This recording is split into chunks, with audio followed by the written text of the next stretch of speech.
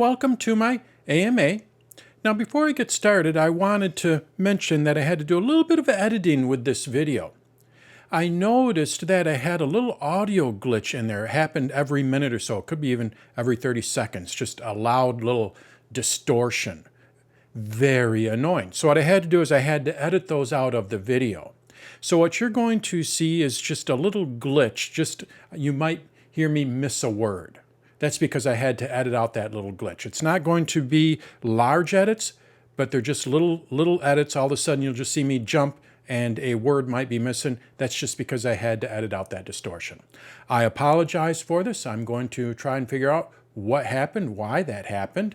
But I think you'll still be able to get everything out of this AMA that I originally planned.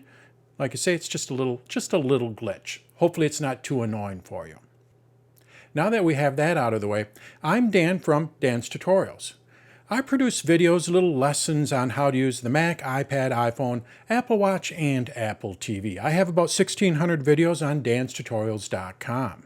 I also post them regularly here on YouTube. Now, this is relatively new for me, but I am posting them on a regular basis. If you like what you see, you'll want to subscribe to my channel here.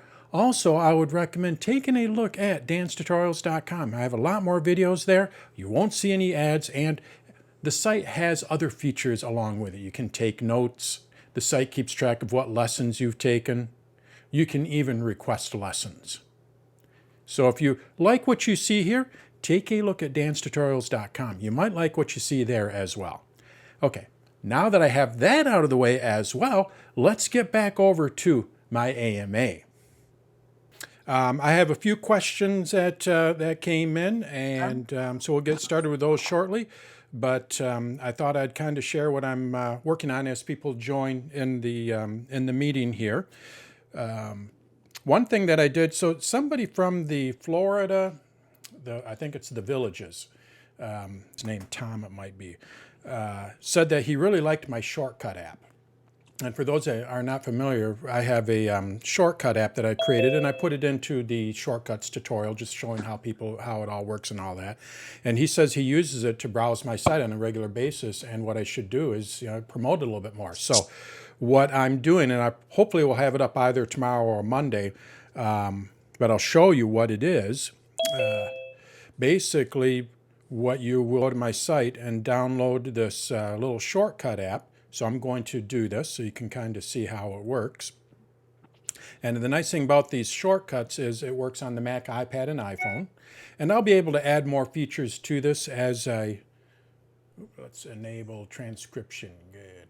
I'll be able to add more features to this, as I play around with it. But now that it's installed, basically on the Mac, all you have to do is just go up to the little shortcuts icon, and you're going to see Dan's Tutorials shortcut. So now let's say I want to browse the site, see what's new in Apple News, that kind of thing, which is basically what I do every morning. I get up, I have my coffee, and I have about 10 sites that I go through. This would be a kind of a way to do that. So you're going to see here what I'm able to do is browse the latest lessons, view upcoming classes, and browse the latest Apple News. Your screen looks kind of blurry. It does. It looks fine to me. Yeah. Okay, it looks okay to me. Okay, good. Must be your screen, Chris, I'm going to say. It looks okay here. Good. Maybe it is. It's blurry. Looks okay here. Okay, it's probably me. Yeah. All right. Fine here. So what you're going to be able to do with this, I should pin my, how do I get back to, well, anyway, I'll come back to that. So what you're going to be able to do is if you want to browse the latest lessons, just double click on it. And now what it is doing is it's grabbing all of the latest lessons that I've added. And from here, I'm going to go to a grid view.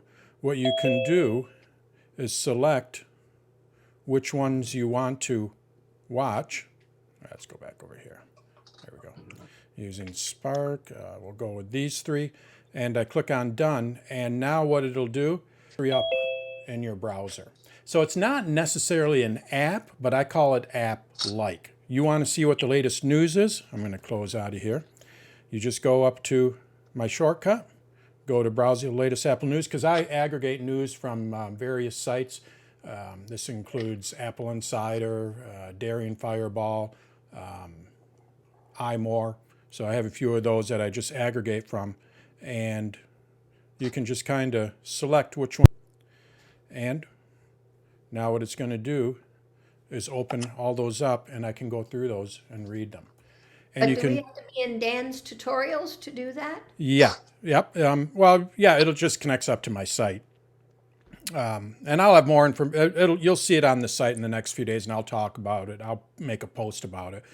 On the iPad and iPhone, being that I added it to my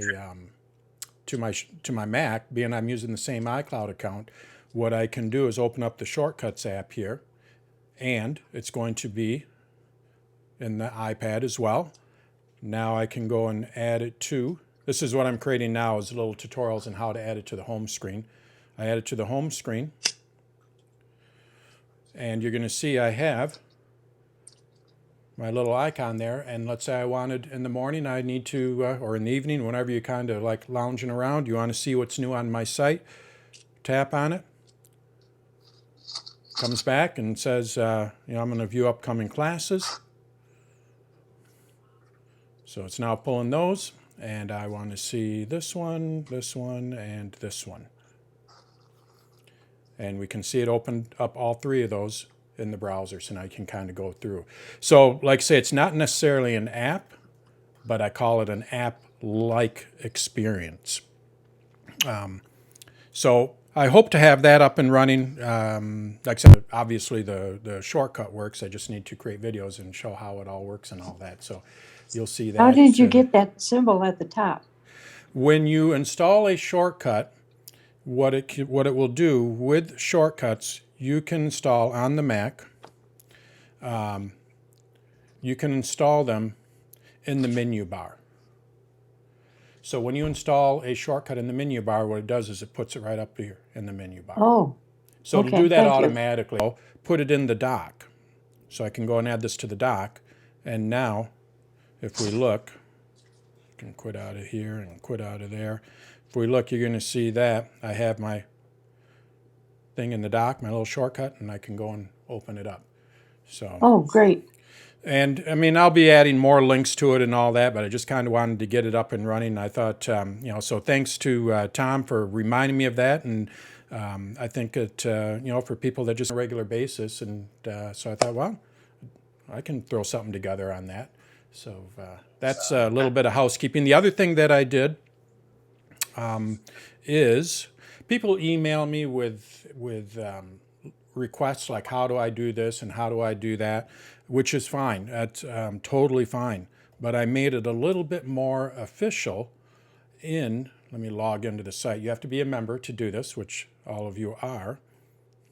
What you can do now is do lesson requests. This is where I get a lot of my ideas for some of my lessons and all that is from my members, such as you. So now when you go to lessons here, you're going to see lesson requests. And when I select it, it's just a form, simple form. But right here you can, it fills out your name because you're logged in, so you don't have to fill all that out. And which device, what is the software, and it pulls all my different tutorials, and I had to limit it to some of my tutorials, because if someone asks me something on Logic, I'm going to be like, and I will, even like GarageBand as well too. If someone does ask me an off-topic question, usually, and I get those, usually what I will do is I will go and try and find a link on the web and send it off, some decent link that I found. I can't ask off-topic, but and you can upload a screenshot, submit it. It comes to me, and if I have any questions, I can go and ask you, because it fills out your name here. And then hopefully what that does is gives me a little bit of information, and I can create a lesson on it, get back to you, that kind of thing. So that is actually live. I don't have a blog post on it or anything like that yet, but that's something else that I added over the week. So something I've been wanting to do, but so that is a little bit of my house maintenance, what I've been doing. Now let's get to the AMAs. I don't have a lot of questions, so we can kind of go through these and do a Q&A afterwards. So let's go to my slideshow. And what I'd like to do, let's see, where am I? How do I pin? I pinned myself, or I hid myself. And I am going to pin myself so then I'm front and center. Spotlight for everyone. There we go. Okay. Now, so ask me anything. Let's get to it. The first question I have, everyone knows who I am, and like I said earlier, I'm going to start closing these off where it's only the members, so I don't have to go through my spiel of who I am and all that kind of stuff. So, first question. This is from Betty, and she has a new computer. Okay. I'll mute everyone here. So if you have a question, you have to unmute yourself. First question here is, I have a new computer. How do I set messages to display code from a website? So Betty got a new computer, and when I think she's talking about the two-factor authentication. And essentially what is happening here, I want to see if Betty's here. I got to get a list of all the names. Oh yes, Betty's here.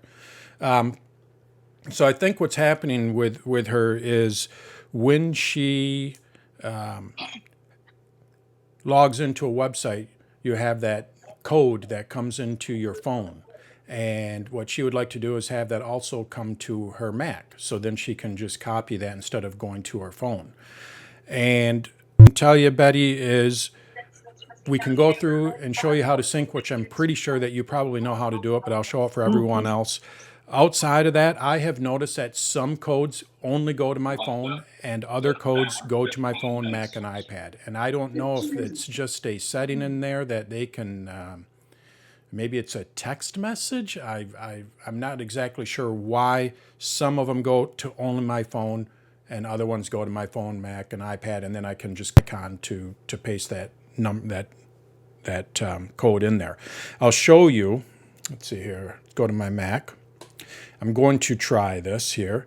Let's go to App Store Connect. So this is where a developer would connect up App Store and look at their apps and things like that. And it uses two-factor authentication. So I have a couple of different. Let's go with not that one because we'll try it. We'll see what happens here. I haven't logged in with this one in a while, so we'll see if I get a two-factor authentication. It's allowing me to log in. So right there, what would happen is she would get a little code. Everyone's probably seen that where you have to type in that 6-digit code. And sometimes what you can do on the Mac, and that's just not happening for her. What I would do, Betty, is just make sure everything's all correct with your messages and all that. And on the Mac, what you'll want to do is go into Messages and go to your Preferences. Like I say, you probably know this. She's a user group leader, so she's been on a Mac for a while.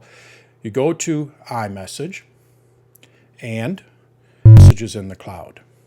What that will do is make sure that your Mac is getting everything from your iCloud account, even if it goes to your iPhone.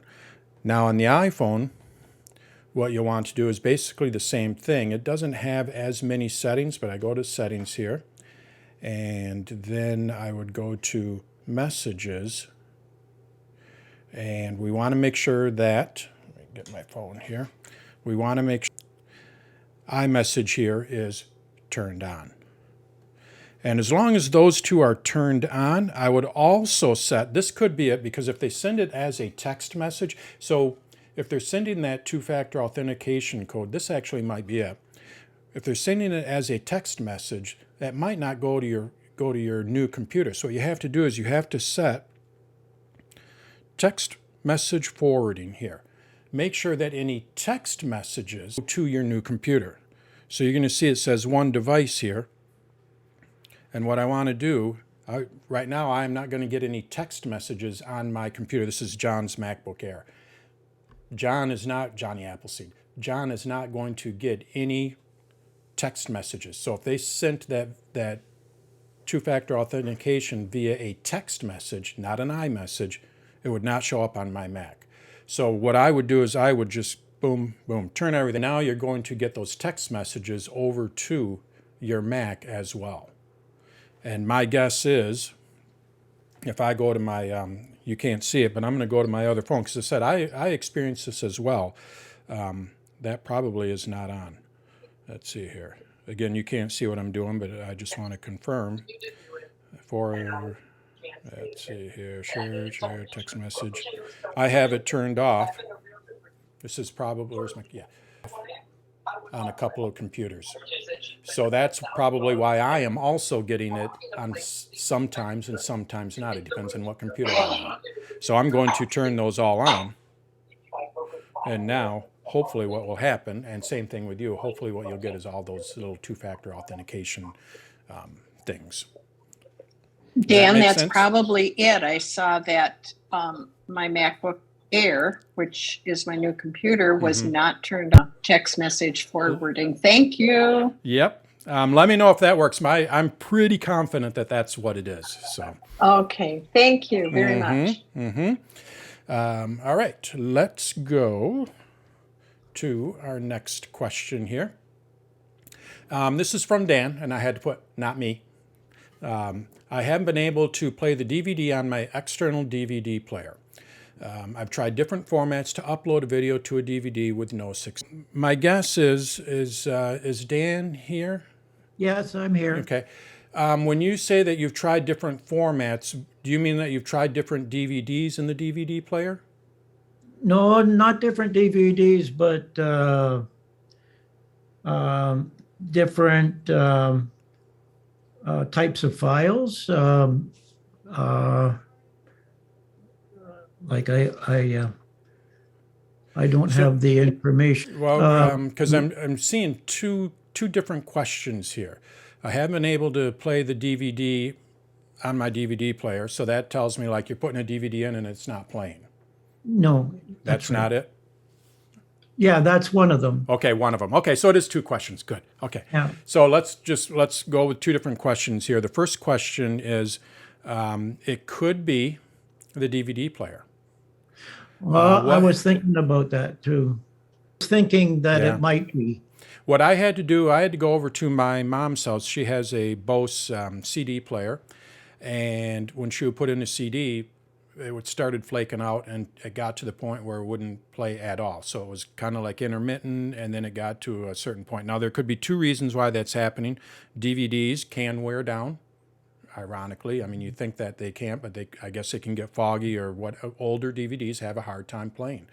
But on top of that, there's, it's just it is a laser in there, and that laser, the cap that's on the laser can get foggy, can get dusty, and when it gets dusty, it can't play. So the idea is, what you need to do is you need to go and clean or dust off that laser, which you have to be very careful with. And depending on which DVD player you have, sometimes it's easier. On her Bose, it was not that easy. I had to take it apart because it's what I call a mouth. You put the CD in and it sucks it in. But the most external DVDs, can I open this up? Oh, I don't have it plugged in. Most external DVDs, so I have this external DVD player here, which is probably similar to what you have. Let me find a paper clip, because I'll show you what you can do. You have to be a little careful, but it's not working anyway, so why not give it a shot? And it worked for my mom. I took a Q-tip and basically tip to that little laser and just wipe it off very delicately. Let me find a paper clip so I can open this up.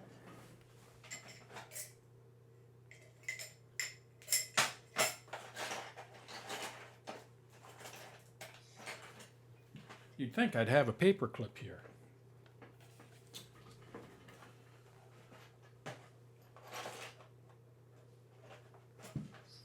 I don't have one. Huh, interesting. But anyway, when you open it up, what you'll see Let me go grab one. Hold on. Talk amongst yourselves. Okay.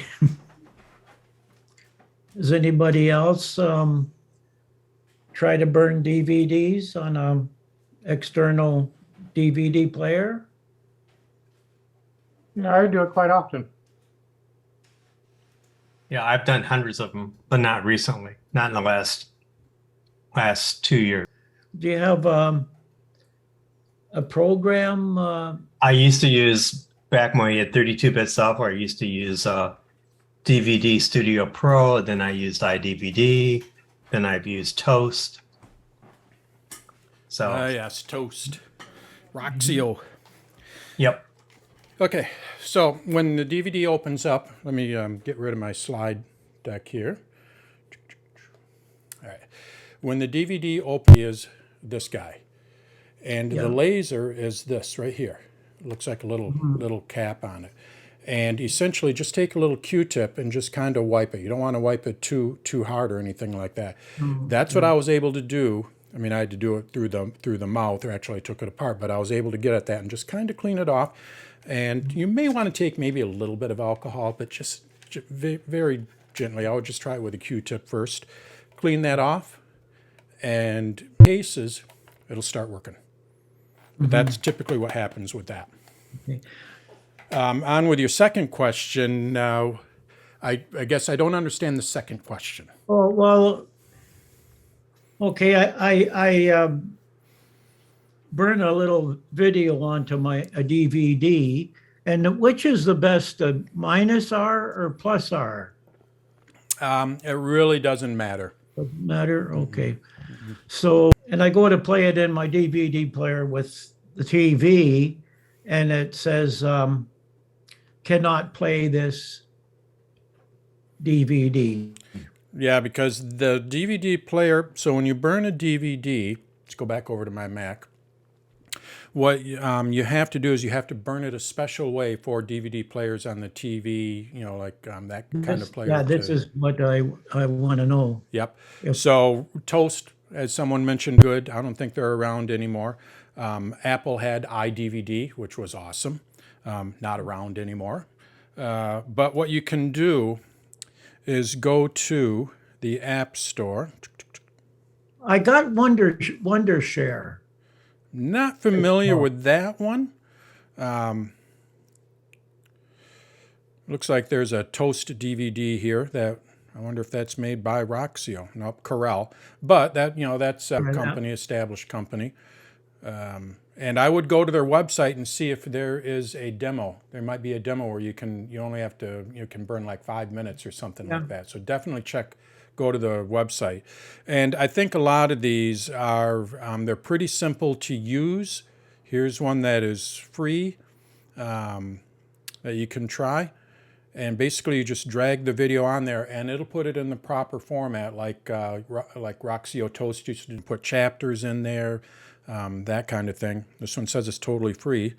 You can create a menu, and I'm sure that this looks like half done, but this one says worked for me. So, Hey Dan, just Bob here. If you go back to that Toast DVD one, yeah, if you look down below, it says from Roxio Toast, because I think Corel bought Roxio. Okay, there we go. So if anyone is familiar with just the next generation, just under the Corel brand name. Yep, thank you. So, Roxio's been around for a long time, and Corel is too. And, probably it looks like it's getting pretty good ratings here. I know it's $20. Let's see if I go to their website.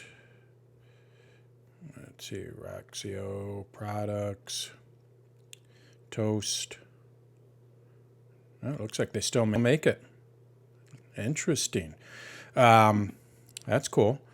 But they don't have a demo. But anyway, I would kind of take a look at this, and that's what you need. If you burn it with one of these, then it'll be fine for your TV.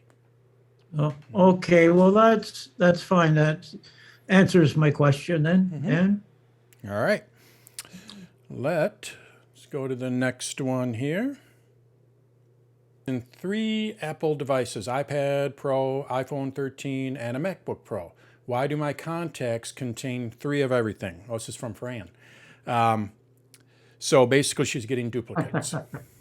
And what that could be, there's a couple of different reasons why. One main reason why. I'm going to go to my Mac here.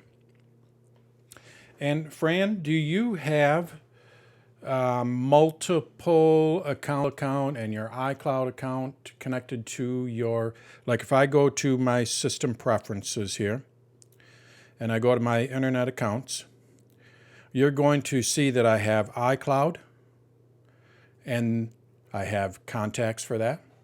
And then I also have contacts for Gmail. And if I turned on Dan's Tutorials, let's go ahead and go with this one. Oops, let's try it again. Yes, I had. Okay, so we're going to see if this is what the problem is. And I just discovered this when I was doing a little bit of research for this. It happened to me. So now I have contacts for my Gmail account, contacts for my Dan's Tutorials, and contacts for my iCloud. So if I go to my Contacts app here, you're going to see I have my Dan's Tutorials, I have my Gmail. When I'm looking at one of them, if I go to this one here, you're going to see that it just has the one account. Let's go and add Beth in here. So I'm just adding it to this account. So I go Beth Wasink. Now Beth is here, but also you're going to see that she is here. Actually, I have her twice there. And if I were to click on, this is what I found out when I went to my Gmail account. I'm not going to click on it because it has all my contacts. Basically, it has all my contacts. So if I go to all contacts, guess what I'm going to see? I'm going to see Beth from here. I'm going to see Beth from here. I'm going to see Beth from here. Oops, where is it? From these two. And if she's on all my Mac, yeah, she's going to be there. So I'm going to see her at least 4 or 5 times. And when you put someone's birthday, like I try to remember my students' birthdays because I post something on the bulletin board. Right. I'll see birthdays 3 times on my calendar. Yeah. So what you need to do is you need to, and this is more of a workflow kind of thing. Like I did not realize that I had all of my contacts in my Gmail account until what I'm going to do is go through and delete all these later on because I want all my contacts in my iCloud account. I can do it that way, or what I can do is I can turn it off. So here, I don't use these contacts. All my contacts are in my iCloud account. So what I can do is go back over to my settings here, and for Gmail, I just uncheck this, and now they're no longer there. Your iCloud account more than anything? I use my Gmail more Okay, so then turn your other one off. Then what I would do is I would go over to iCloud here. You're going to see I have iCloud. I can turn my contacts off there. And then turn on the Gmail account. Oh, so I've got So all then you're 3. only using I've one. got all 3. Okay. Because otherwise And you're going to that'll- have to put the that'll birthday take in care every of- single one. You can go through and find the duplicate for duplicates. And what this will do is it will merge all of the information together. But typically what I recommend doing is if you're not using one of the accounts for, use one account. Some people will use a business account for business contacts and their personal account for personal contacts. Perfect. Then you can go to business here, personal here. But, don't use both accounts or multiple contacts. What you want to do is turn one of them off, and keep the primary one on. Okay, but by turning one, or It doesn't delete them. All it does is just remove it from your contacts. Yep. Okay, They're so still going to be in iCloud per se. So if you go to iCloud.com, you can look up your contacts. They're just not going to be in your Contacts app. Oh, good, because I thought I had to go through no, everything now. Nope, just a couple of accounts where you keep all your stuff and you'll be fine. So. Okay, thank you. All right. And then I have another question, but I'll save it to the end so that Okay. everybody gets a turn. We're rolling through this pretty good. So this is from Kevin, offloading apps. Can you explain this? He has apps that he uses every 6 months. You know, doesn't use them that often. And this is on his iPad. To do is free up some of the space on these apps. Some of these apps take up quite a bit of space. And so he wants to offload them. So basically, let's go to my iPad here, and you can do this on the iPhone. I'm going to show it on the iPad because Kevin has an iPad, but it also works on the iPhone the exact same way.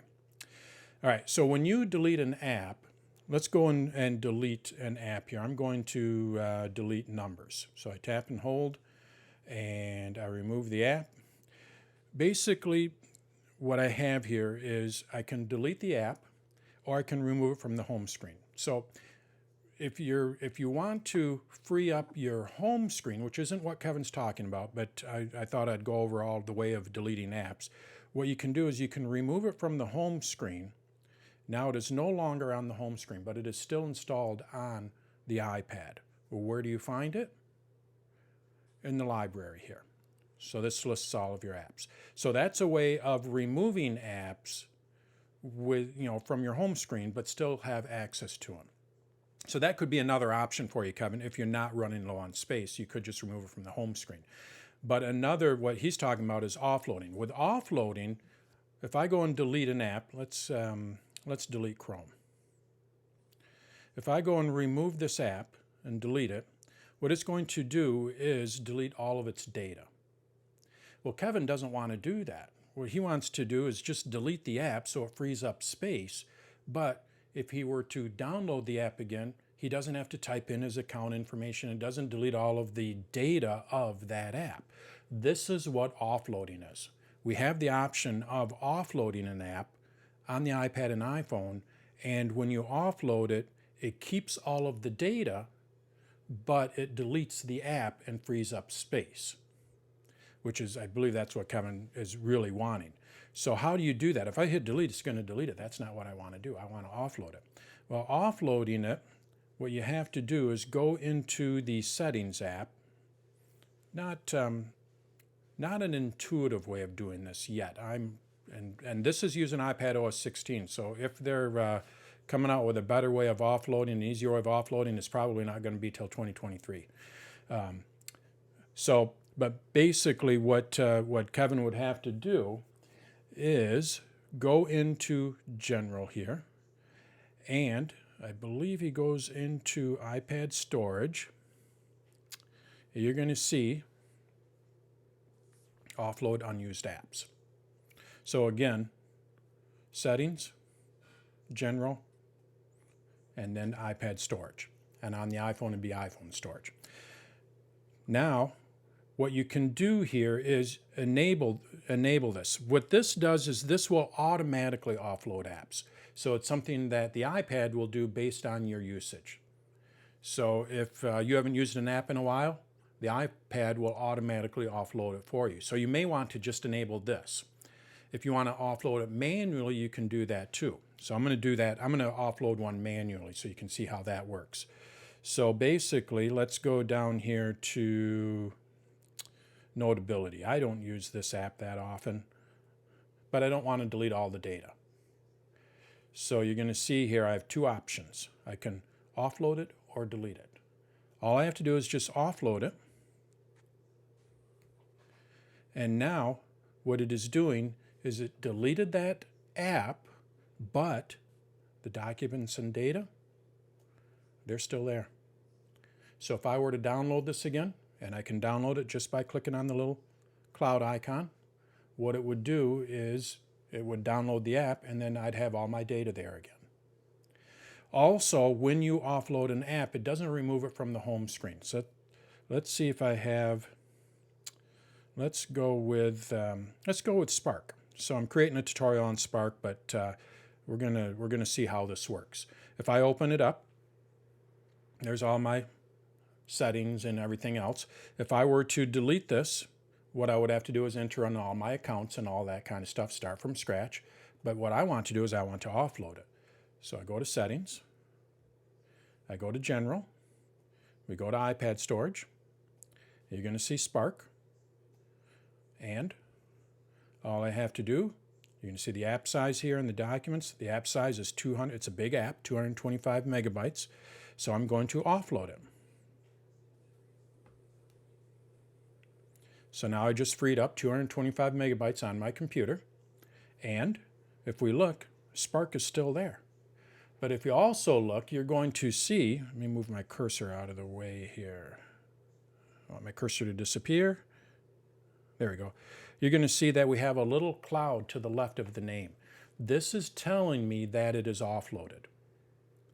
So now, if I want to open this up, so you could still keep it in the folder and all that, it's just not taking up any space. But now I want to use Spark.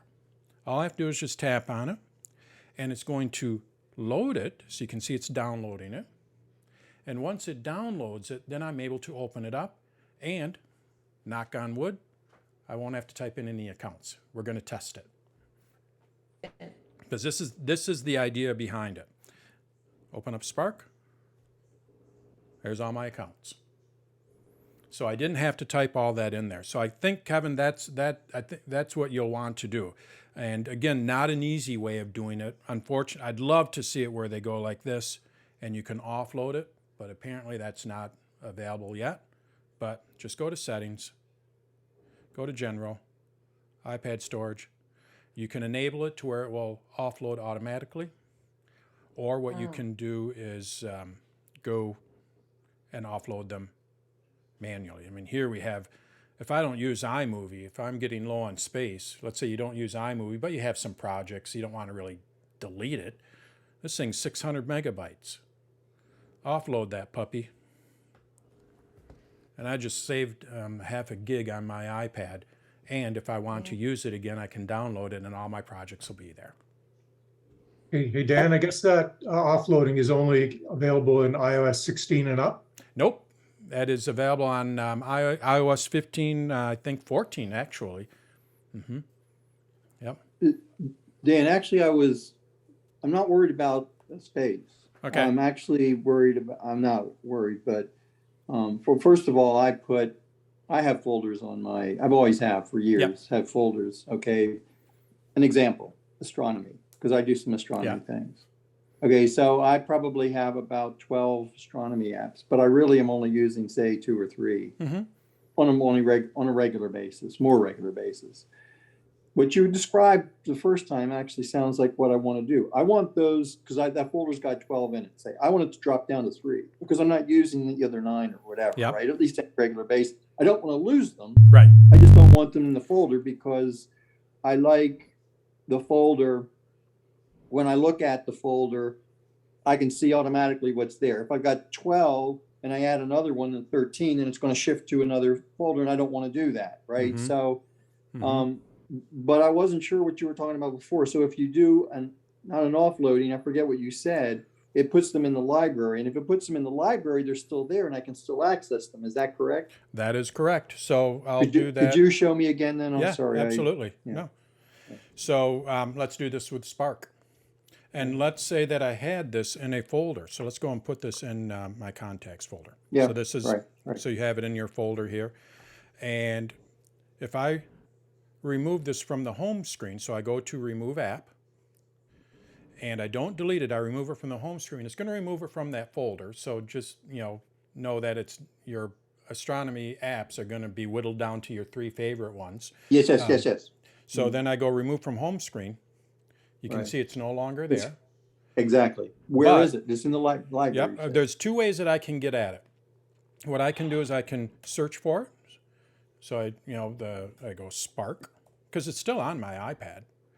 Or what I can do, the library, you're going to see down here I have these 3 dots. This is how many home screens I have.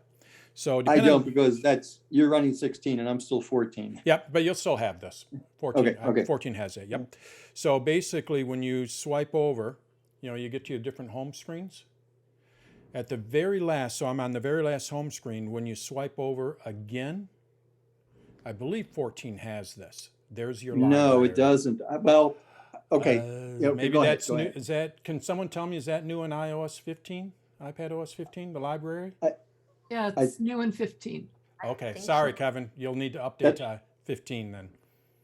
So in other words, I can't do it until I update. Is that Yep. what you're saying? Yep. So here it is in the library. These are folders. So I'll show you how it would work if you were to update. These folders are created by Apple. You can't control these folders. So you're going to see I have recently added utilities. So it's going to put them in a folder, but the folder that it puts it in is, ironically, it's, Apple's creating these folders, but it's up to the developer. When I submit an app, I tell it what type of an app it is. And then Apple will go and put it in this appropriate folder. Not a big deal, but what I love doing, I like lists, alphabetical lists. I want to look for Spark. I swipe down, here are all my apps. And you're going to see Spark. So now I can just tap on that and it'll open up just like anything else. So And it's how would you not bring on it my back? home screen. How would I bring it back? I Yeah. can tap and hold and I drag it Okay. All right. and there it is. You can even go, if you have your favorite apps, you have your different home screens here, right? So I have it on this home screen. Let's say I love Spark. I could put it in the dock, but let's say I like to keep my dock minimum. I can go like this, search for it.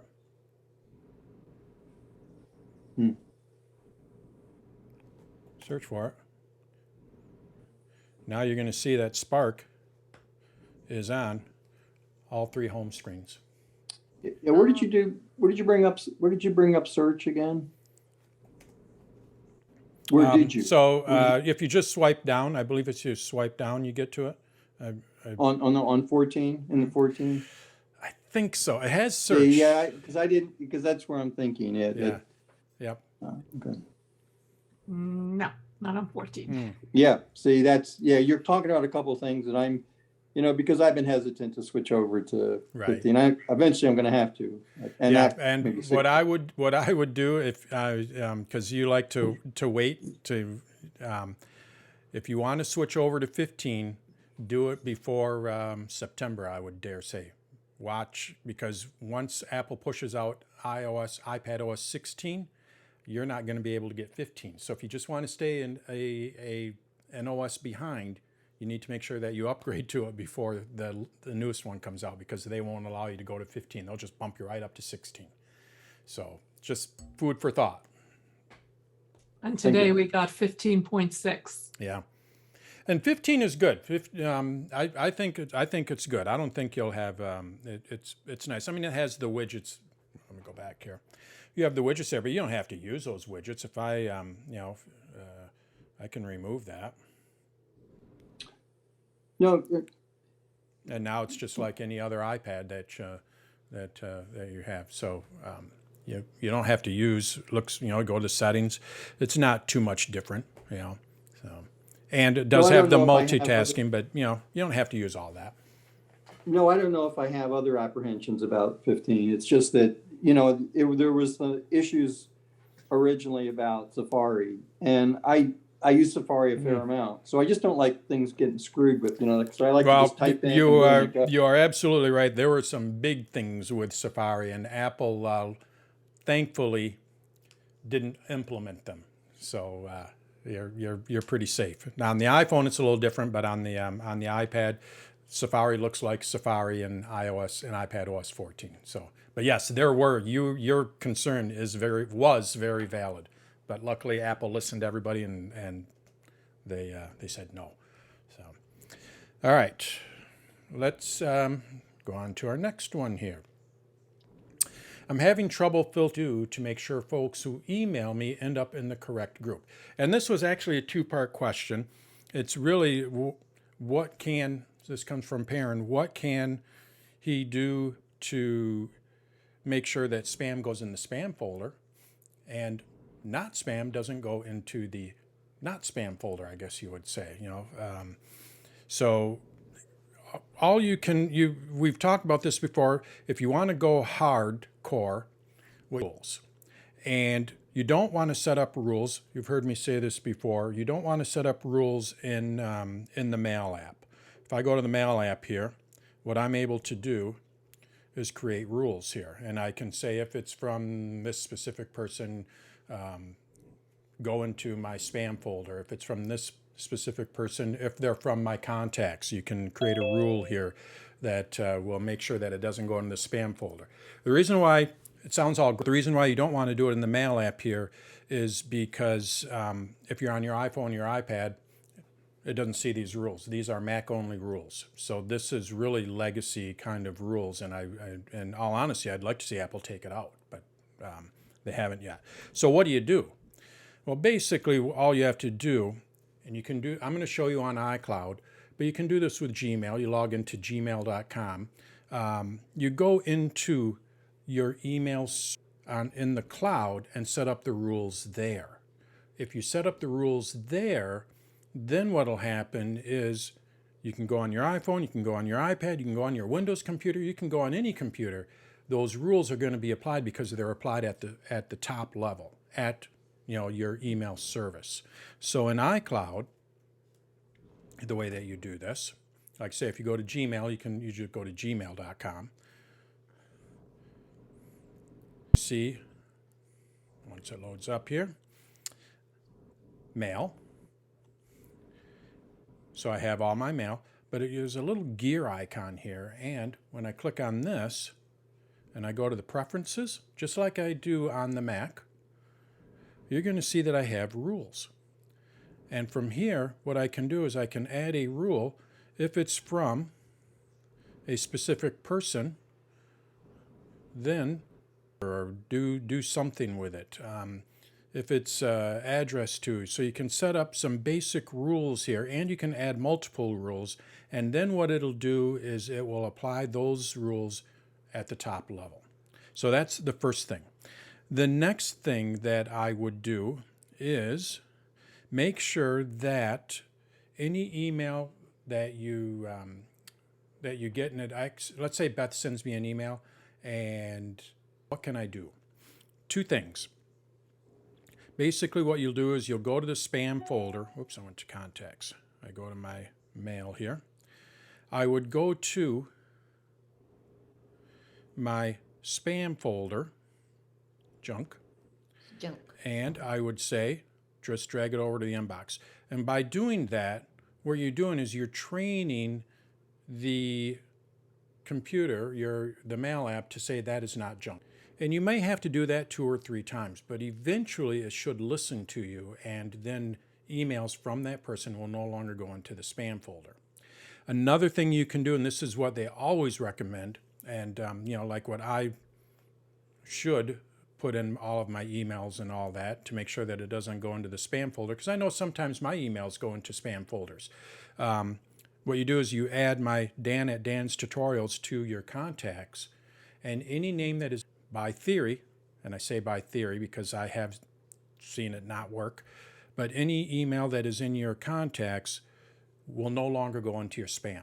Mail is supposed to be smart enough to know that, oh, this is in your contacts, that's not spam.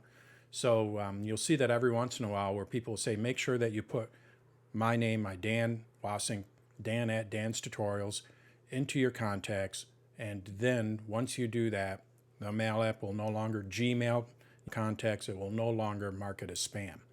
So take it, drag it over, and then also add it to your contacts. The other problem that he's having is he gets inbox here, and now what he would like to do is make sure that he doesn't see this email. That's a little more tricky. If it's a legit email, what you'll want to do, and what I mean by legit is, from somebody from a legit company like Apple. Let's say I no longer wanted to see this. What you would do is you would unsubscribe. And every email, look at that, no unsubscribe here. Apple, what are you doing? Some of them make it hard. Every email is supposed to have, well, this isn't from a newsletter. Every email, it's a newsletter. Maybe that's why. These are notifications. Do I have a newsletter in here in my? News. I don't know if I have a newsletter.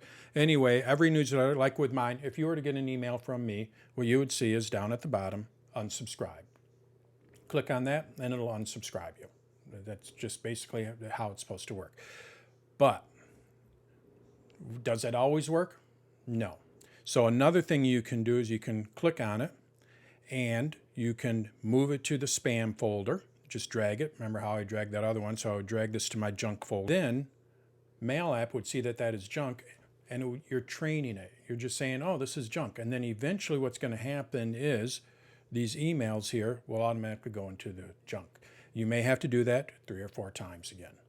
But that's basically how that all works. Now, another thing you can do is report it. Let's see here. If I have that. Move to junk. And let's see here. I think there is a... No, I don't see it There's an anywhere. option usually that says report. Yeah, sometimes it'll say report, and I guess I don't have the right email. And you can report it as spam, which is what you'll want to do too. So those are basically, dragging it is the easiest. Just drag it, and you might have to do that 2 or 3 times. Make sure that's also in your contacts.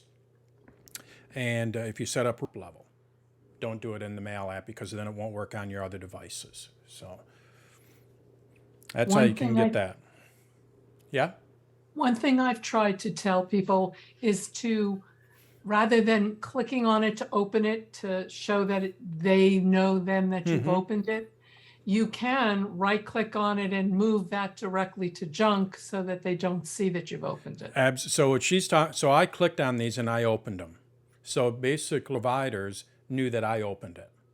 Right. And Apple is kind of trying to hide that. If you but Gmail and all, I don't believe that they do that yet.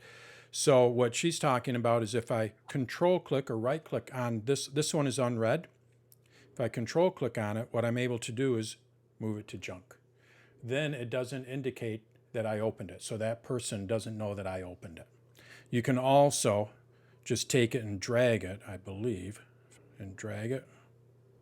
Yeah, I just take it and drag it, and it puts it in there.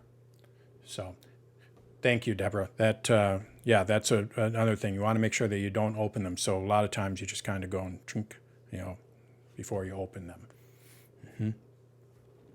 All right, what else do we have here? All right, so I left this one, the last one.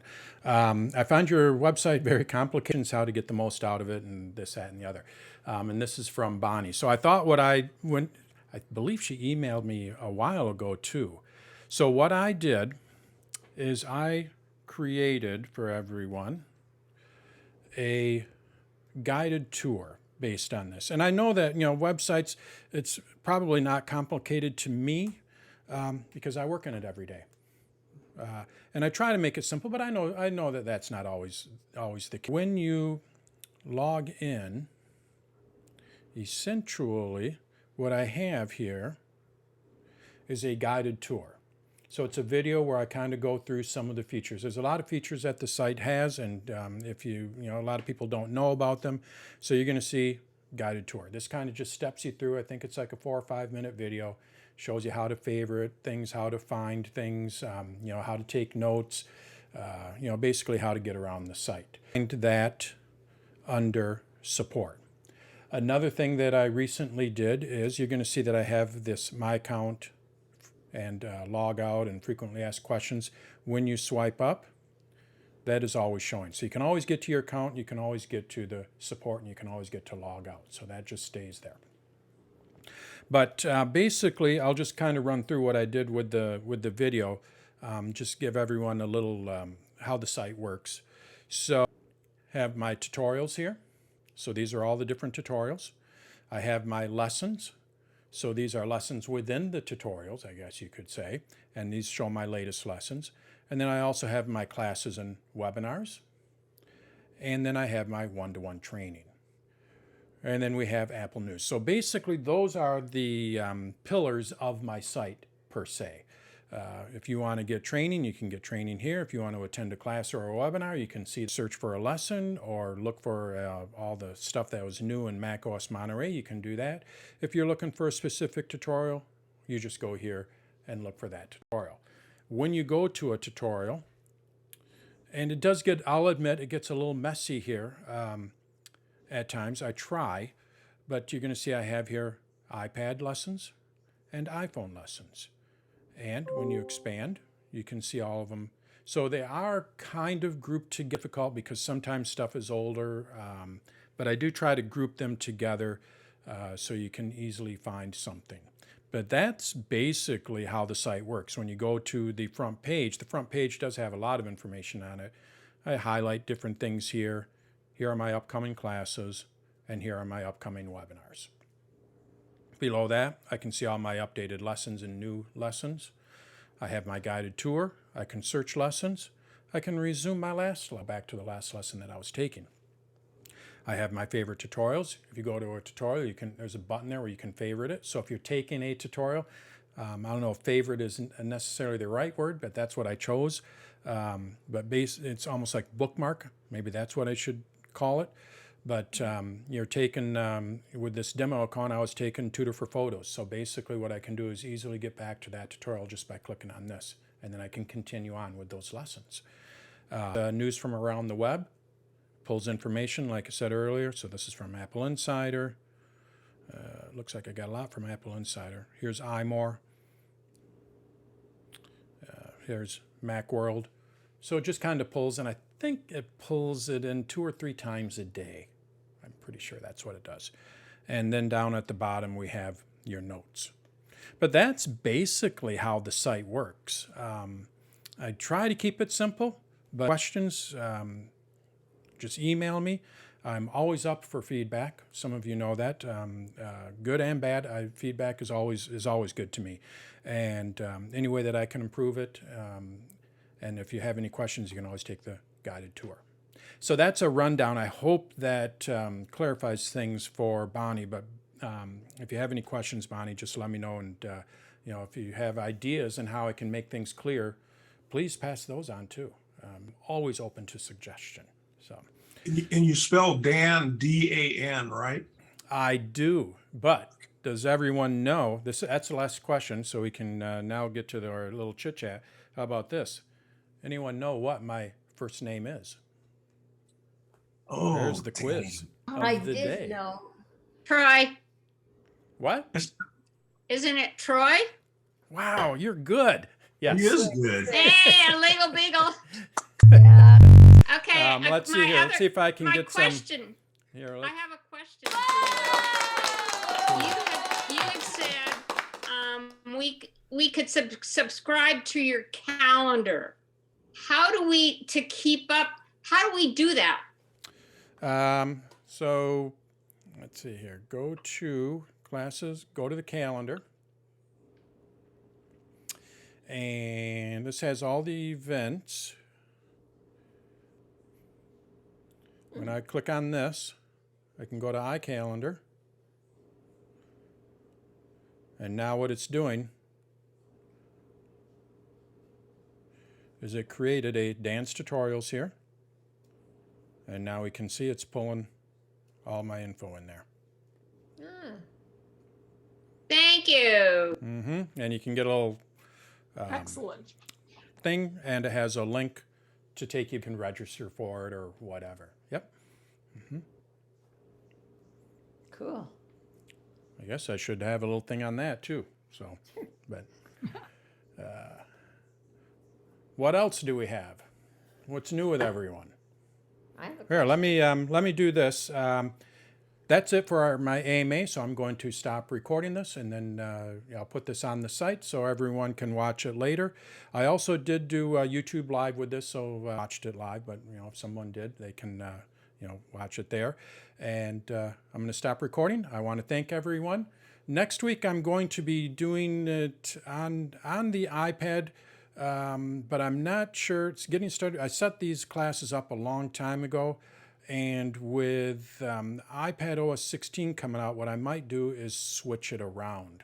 I know it's a week ahead of time. Let me see how many people are registered for. Does anyone on 3, or should I just keep it with the iPad? How to be productive on the iPad? Any feedback? Yes. From an iPad user. Okay. All right. We'll keep it. Sounds good. All right. I'm going to stop recording, and then we can get to our little chit chat here for a little bit. Okay. I had one for you, Dan. Go for it. This involves Monterey on the Mac. And it's just something I don't know if you've noticed before. I just discovered it a few days ago.